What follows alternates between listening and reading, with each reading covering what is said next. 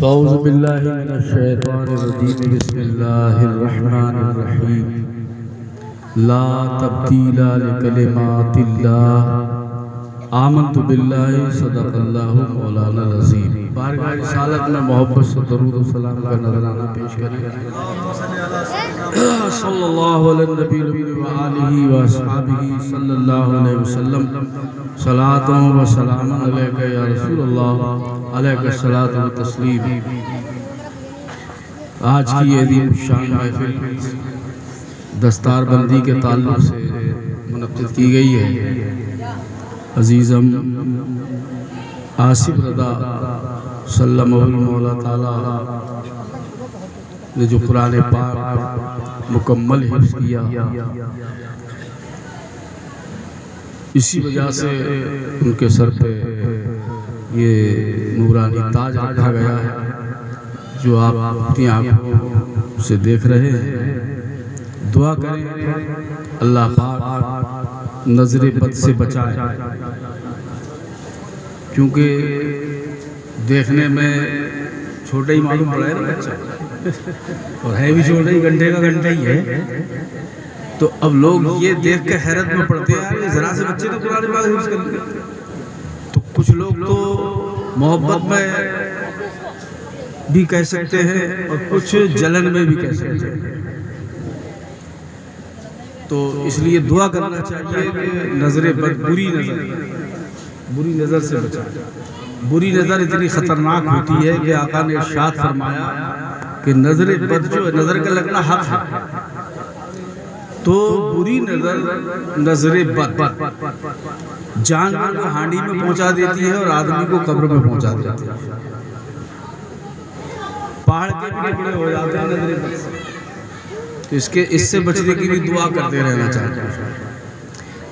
इसे भी बचाए और हम सबको बचाए बुरी नज़र, और बुरी नज़र रखें भी नहीं किसी के लिए, अच्छी नज़र रखें।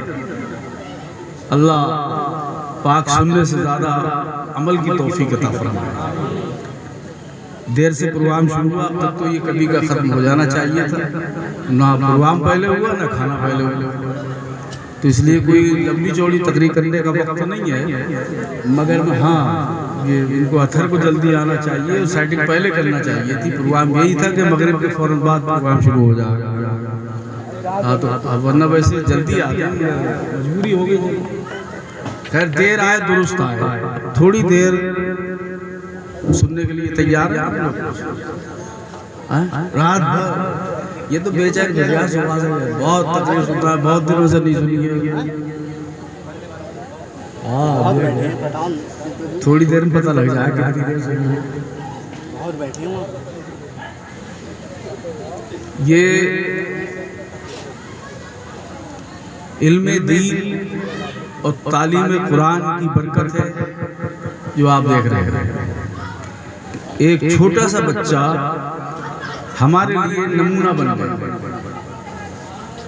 और ये माशाअल्लाह दाढ़ी भी निकल आई है, इस लायक कि ये इमामत भी कर सकते हैं, तो हमारा इमाम भी बन गया।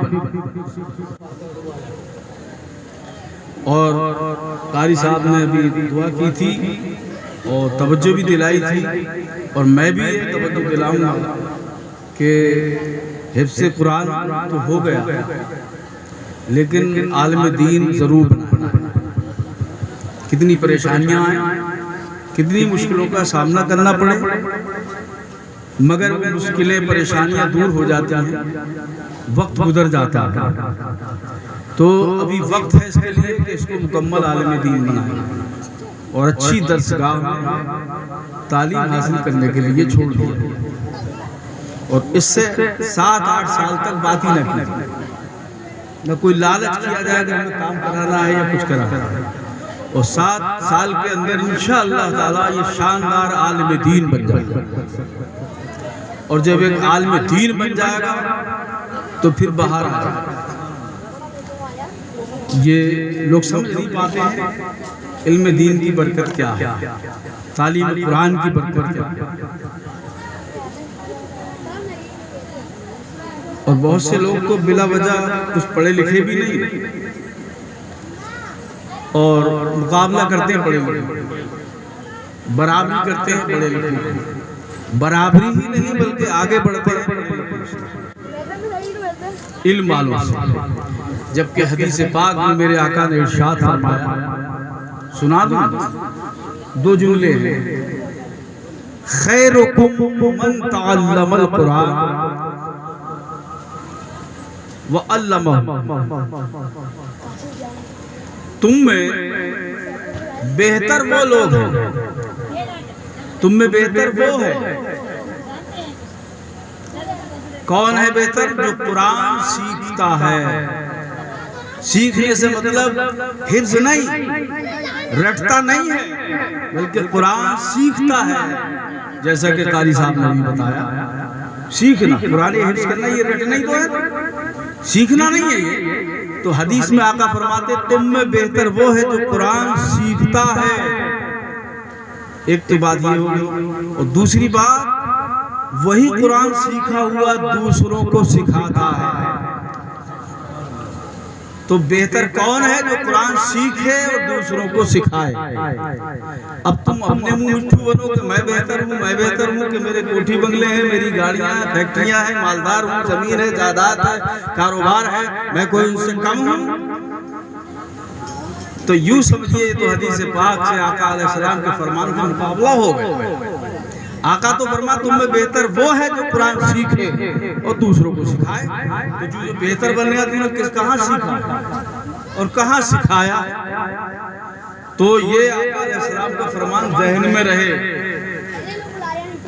मैं अच्छा हूँ, मैं अच्छा हूँ नहीं, अच्छे हम तब हैं कि जब अल्लाह और रसूल हमें अच्छा बताते। और जो कुरान पाक सीखते हैं, सिखाते हैं, और जो सीखते हैं उनसे करीब होते हैं, मोहब्बत करते हैं, तो अगर मुकम्मल ना भी सीख पाए तो अल्लाह अच्छों के तुफैल में, उलमा के तुफैल में उनसे भी मोहब्बत करता है और उन्हें भी इश्क नबी की चाशनी नसीब हो जाती है। हयात पारसी के 2-3 शेर मुझे याद आ रहे हैं, बहुत दिनों से पढ़े नहीं, मैं आपको सुना रहा हूँ। मुलादा फरमा, हुब्बे अहमद असल ही से सीने में है, हुब्बे अहमद असल ही से सीने में है। अरे मैं यहाँ हूँ, मेरा दिल मदीने में है, मैं यहाँ हूँ, मेरा दिल मदीने में है, मैं यहाँ हूँ। फूल तो फूल कांटों में भी हुस्न है, फूल तो फूल कांटों पे भी हुस्न है। अरे लुत्फ जन्नत से बढ़कर मदीने में है, लुत्फ जन्नत से बढ़कर मदीने में है। इतरे जन्नत में भी ऐसी खुशबू नहीं, इतरे जन्नत में भी ऐसी खुशबू नहीं, जैसी खुशबू नबी के पसीने। मोहब्बत से बोलो जरा सुभान अल्लाह, ऊंची आवाज से बोलो सुभान अल्लाह। जैसी खुशबू नबी के पसीने में है, क्या मुकद्दर है अबू बकरो फारूक का, क्या मुकद्दर है अबू बकरो फारूक का, कि जिनका घर रहमतों के खजीने में है, जिनका घर रहमतों के।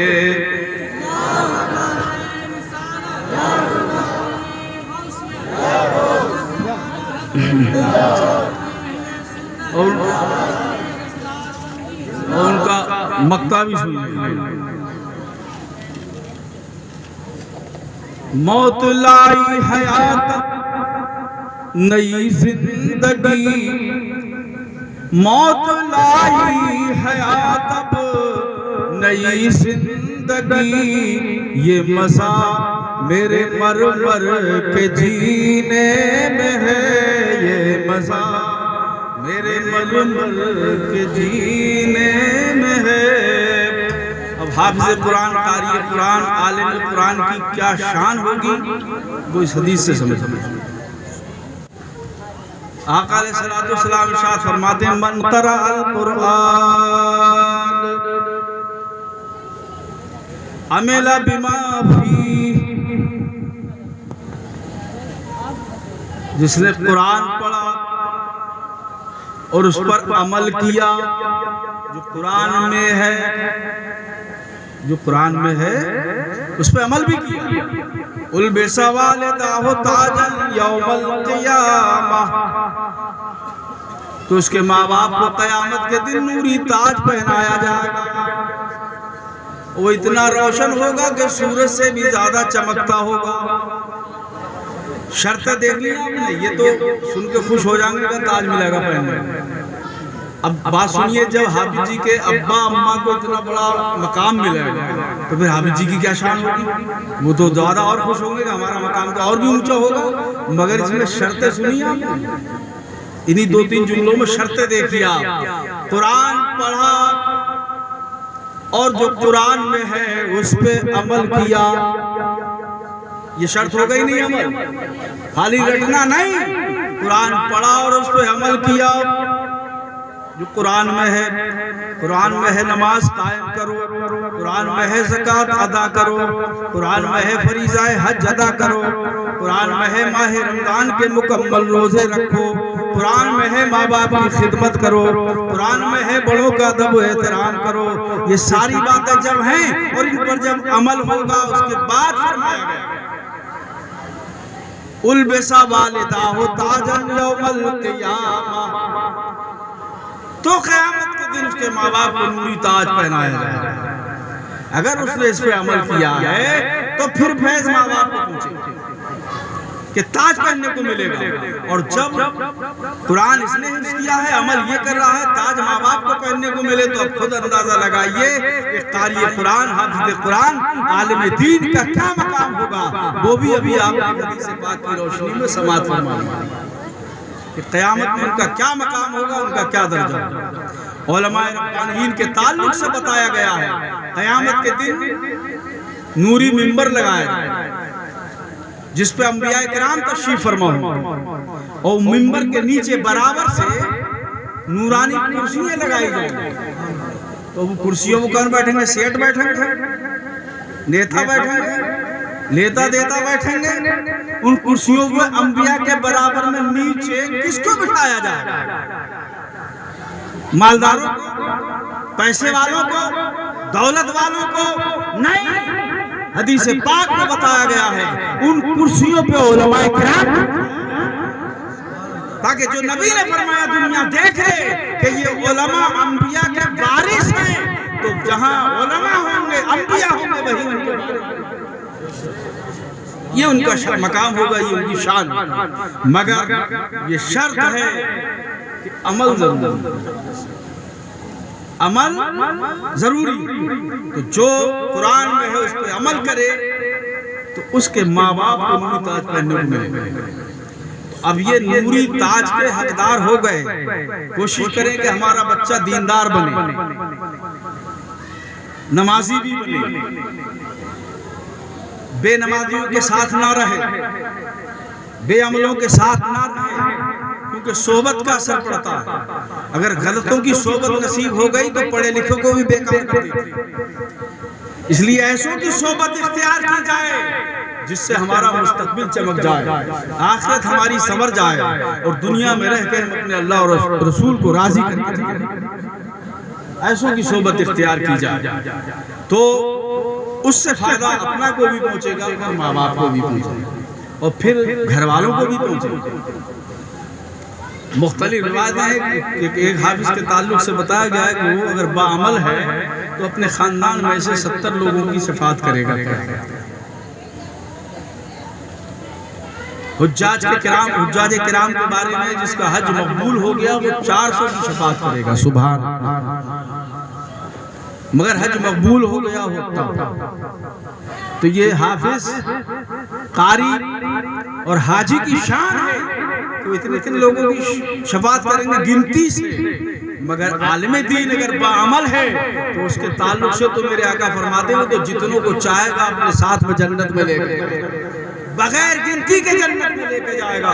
मगर जो उससे ताल्लुक रखेंगे तभी तो ले जाएगा, वफादारी करेंगे तभी तो ले जाएगा, बेअदब गुस्ताख बनेंगे तो उन्हें क्यों लेके जाएगा, ना मानेंगे ना फरमानी करेंगे तो क्यों लेके जाएगा।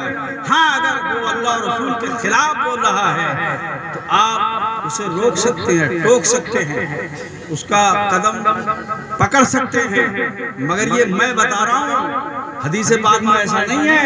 हदीस पाक में तो मेरे आका अलैहिस्सलाम ने इरशाद फरमाया, आलिम दीन से अगर कोई लग़ज़िश हो जाए, पैर फिसल जाए, तो अवाम को यह हक नहीं है कि उस पर लान तान करे या उसकी गिरफ्त करे, बल्कि आका फरमाते हैं कि वो इंतजार करे, शायद वो पलटे। क्यों कि उसका इल्म उसकी रहनुमाई करेगा और वो बेपढ़े लिखों की तरह हट धर्म और जिद्दी नहीं बनेगा, बल्कि वो पलटेगा।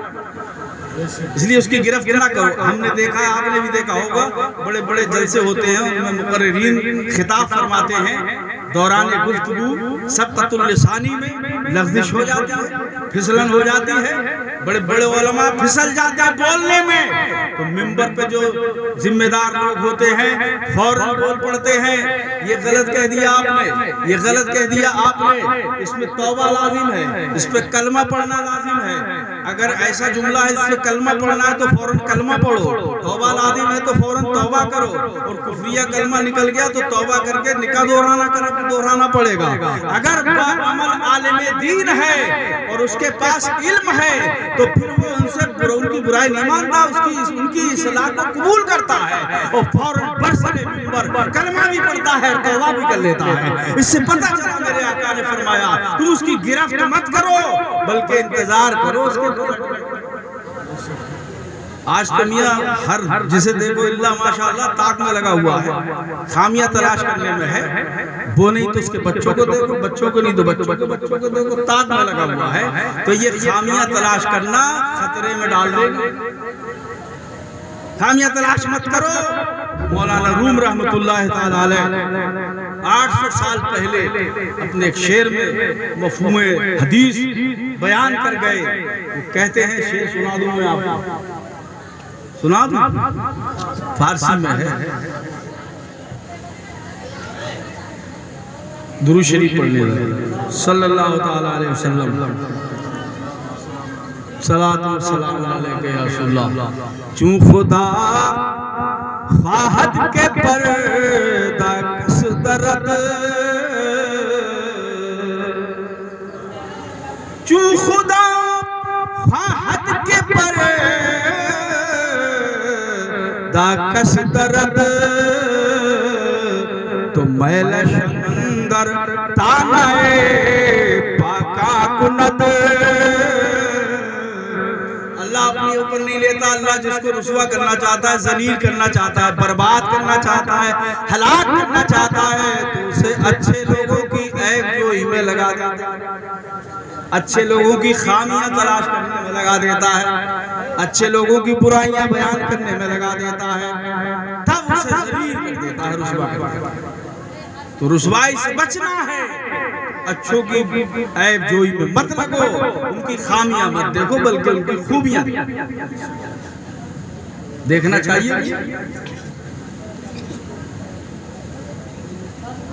औरंगजेब आलमगीर रहमतुल्लाह ताला अलैह, इनके बेटे ने कुरान पाक हिफ्ज़ किया, बादशाह हुए, 52 साल हुकूमत। बेटा जब कुरान का हाफिज बना तो कहा जाओ अपने दादाजी के पास जाओ, खुशखबरी सुनाओ कि मैं हाफिज कुरान बनकर आया हूँ, ताकि वो तुम्हें दुआएं दे, मुबारकबाद। तो गए अपने दादाजी के पास, शाहजहां के पास, सलाम अर्ज़ किया और कहा आपको मुबारक हो, आपका पोता हाफिज कुरान बन के आया। सुना जब उन्होंने इतना, तो होना तो ये चाहिए कि उछल पड़ते, गोद में ले लेते, खुश हो जाते, मगर आंखों में आंसू आ। रोने लगे। दादाजी आप इतनी अच्छी खबर सुनकर रो रहे हैं, क्या हुआ? कोई तकलीफ पहुंची इससे? आप खुश नहीं है मेरे हाफिज़ कुरान होने से? क्या मैं आपके बेटे का बेटा नहीं हूं? तो जवाब सुनिए शाहजहां। वो कहते हैं तेरे हाफिज़ कुरान होने से मुझे क्या खुशी, मुझे क्या फायदा? क्या मतलब कि मैंने आका अलैहिस्सलाम की हदीस पाक पढ़ी है। सुभान अल्लाह। बादशाह थे मगर हदीसें पढ़ी थी। वो कितने अदब व एहतराम करते थे उलमा का। जलसा सजाया जाता था, महफिल सजती, मिंबर लगता तो मिंबर पे उलमा को बिठाया जाता था, मुफ्तियान किराम को बिठाया जाता था, मशाइख इस्लाम को बिठाया जाता था। और ये शाहजहां जब महफिल में आते थे तो महफिल जहाँ तक होती थी वहाँ तक तो सवारी पे आते, फिर उसके बाद नीचे आ जाते, और जब नीचे उतरते तो चप्पलें या जूतियाँ जो होती वो हाथ में लेते और अपने बगल में दबाते। और जो बुज़रा साथ में होते वो हजरत हम खिदमत के लिए हैं। बोले नहीं, यहाँ पर कोई बादशाह नहीं है, ये आका अलैहिस्सलाम की महफिल है। सुभान अल्लाह। मदीने वाले के नाम की महफिल है। यहाँ कोई बादशाह नहीं है, कोई रियाया नहीं है, सब मदीने वाले के गुलाम। दबाए चप्पले बगल में मिंबर के करीब पहुंचते और नीचे बैठते तो लोग हाथ पकड़ते, मन्नतें मांगते, हजरत तशरीफ लाए, मिंबर पे आए, मिंबर पे आए, मिंबर पे तशरीफ रखे। तो आप फरमाते थे ये नायबीन मुस्तफ़ा है, ये वारिसे अंबिया है, ये मिंबर इनके लिए है। मैं मुस्तफ़ा का अदना गुलाम हूँ, मैं फर्श पर बैठूंगा, नीचे बैठूं। तो इतना अदब व एहतराम। कहते हैं मैं खुश नहीं हूँ, इसलिए तेरे हाफिज होने से मुझे क्या फायदा? का क्यों? तो सुनिए जवाब। फरमाते हैं कि अगर मेरा बेटा हाफिज कुरान होता तो मैं खुश होता, क्योंकि मैंने हदीस पाक में फरमाया, सुना है आका का फरमान के हाफिज कुरान के माँ बाप के सर पे नूरी ताज रखा जाएगा। तो तूने हिफ्ज किया है तो तेरे बाप के सर पे ताज रखा जाएगा, मेरे सर पे थोड़े। मैं तो खुश होता तब कि मेरा बेटा भी हाफिज़ कुरान। पलट गए, रोते हुए गए, अब्बा जी की खिदमत में जाकर अर्ज किया कि दादा जान ने तो ऐसा फरमाया, बजाय खुश होने के दुआएं देने के वो तो रो पड़े। वो कहते मुझे खुशी नहीं है, मैं तो तब खुश होता कि मेरा बेटा हाफिज़ कुरान होता। और उन्होंने औरंगजेब आलमगीर ने जब ये सुना तो रो पड़े और आंखों में आंसू आ गए। वो कहने लगे मुझे भी अपने रब की कसम है, क़यामत के दिन मैं भी अपने सर पे ताज नहीं देखूंगा जब तक कि मैं अपने बाप के सर पे ताज नहीं देखूंगा। तो ये कब होगा? ये तभी होगा कि जब हाफ़िज़ कुरान हो जाए ना। तो शाबानुल मुअज़्ज़म की पहली तारीख थी और कुरान पाक का हिफ्ज़ करना आपने शुरू कर दिया। रमज़ान मुबारक का चांद दिखा तो 300 पारे हिफ्ज़ कर लिए थे। सुभान अल्लाह। पूरे कुरान के मुकम्मल हाफिज हो गए। ऐसे ही आला हज़रत फाज़िल बरेलवी ने भी एक ही महीने में पूरा कुरान पाक हिफ्ज़ कर लिया था। शाबानुल मुअज़्ज़म की पहली तारीख से शुरू किया और रमज़ान का चांद नजर आया तो मुकम्मल हाफिज हो गए और पहली तरावी में कुरान पढ़ाना शुरू कर दिया। और इसी तरह से औरंगजेब आलमगीर भी ऐलान करा रहे हैं कि अब की तरावी में जामा मस्जिद में कुरान शहंशाह सुनाएंगे। तो लोगों को हैरत हुई कि हमारा बादशाह हाफिज़ कुरान तो है नहीं, हमारा शहंशाह हाफिज़ कुरान तो है नहीं, मगर कैसे सुना देंगे? उन्हें चलो देखो बादशाह का हुक्म ऐलान है।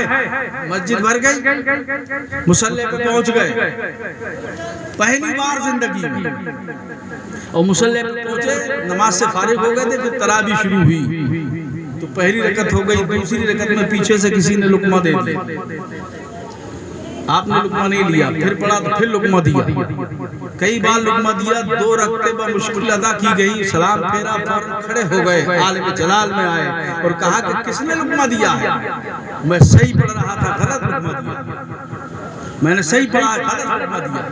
तो मस्जिद में जो लोग थे डर गए, शहंशाह जलाल में क्या हुक्म फरमा दे। अगर सही पढ़ रहे थे, अगर कुछ गलती भी थी तो नजरअंदाज कर देते, चूंकि बादशाह लोग सोच रहे थे, मगर जो जवाब देने वाला था, लुकमा देने वाला था, वो कोई ऐसा वैसा नहीं था। आई ने जवा मर्दा हक गो बेबाकी, अल्लाह के शेरों को आती नहीं रूबाई। जो हक कहने वाले हैं वो लोमड़ी पर नहीं दिखाते, वो शेर शेर ही रहते।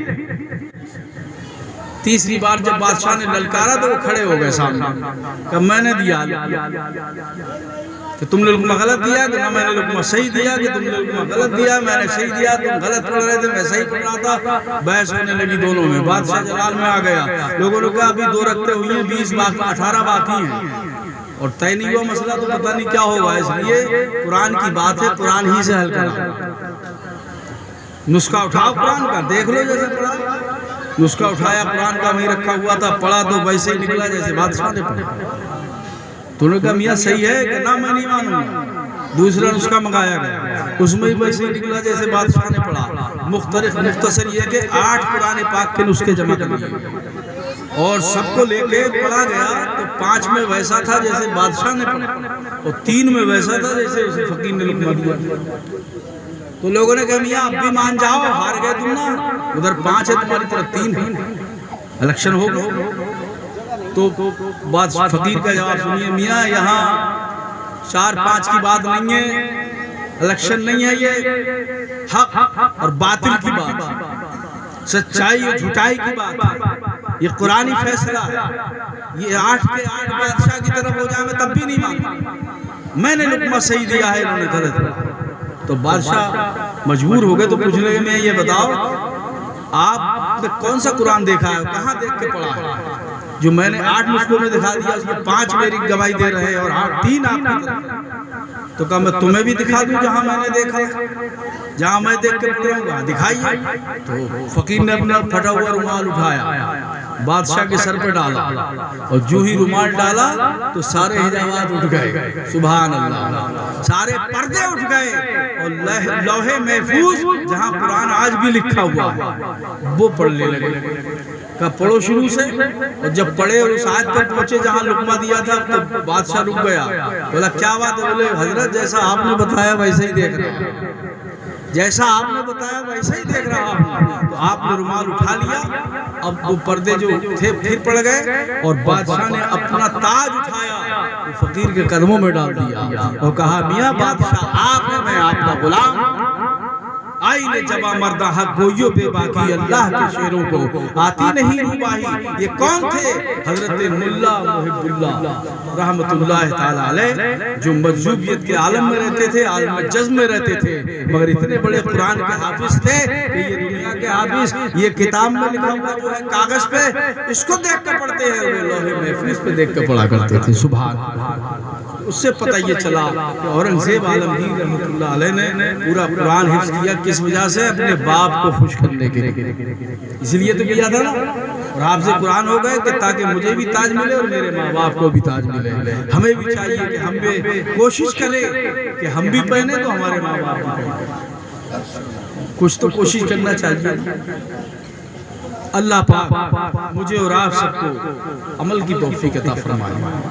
कुरान अल्लाह की लारैब किताब है, ला तब्दीला लिकलिमातिल्लाह, अल्लाह की बातें बदलती नहीं हैं, अल्लाह के कलमात बदलते नहीं हैं, अल्लाह का उसूल बदलता नहीं है, अल्लाह का दस्तूर बदलता नहीं है, अल्लाह का कानून बदलता नहीं है, अल्लाह का निज़ाम बदलता नहीं है और बदलता भी नहीं है और बदलेगा भी नहीं। इस पर यकीन रखिए। वो देख रहे हैं 1450 साल पहले, 1450 साल पहले जो मक्कतुल मुकर्रमा और मदीना मुनव्वरा में नाजिल हुआ था ये कुरान पाक, जो आज हमारे पास मौजूद है, किताब की शक्ल में भी है, फिर हाफिजों के सीनों में भी महफूज है। सुभान। अभी हाफिज जी हो गए, हाफिज जी सब इनसे हाफिज जी कहते हैं ना, वो कहना ही चाहिए, जो अल्लाह ने दर्जा दिया है तो हाफिज जी है। क्यों हो गए हाफिज जी? के कुरान पाक हिफ्ज़ करके इन्होंने अपने सीने में महफूज कर लिया, तो ये हाफिज जी हो गए। और सीने में महफूज किया है तो ये महफूज जी भी हो गए। और महफूज जी कैसे हो गए? कि जब कब्र में जाएंगे अल्लाह लंबी उम्र करे, दुआ कर दो आमीन, खिज़र उम्र अता फरमाए।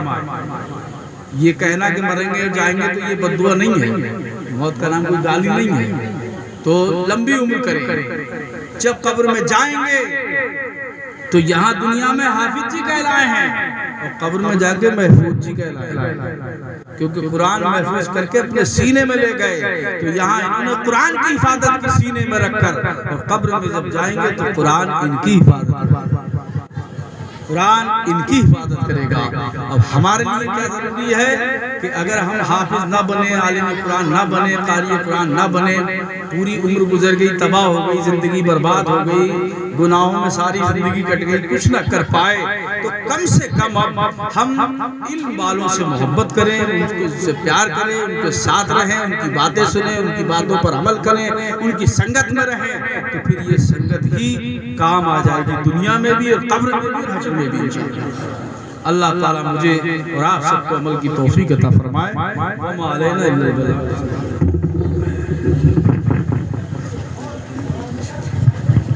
मुस्तफा जाने रहमत तेरा सलाम।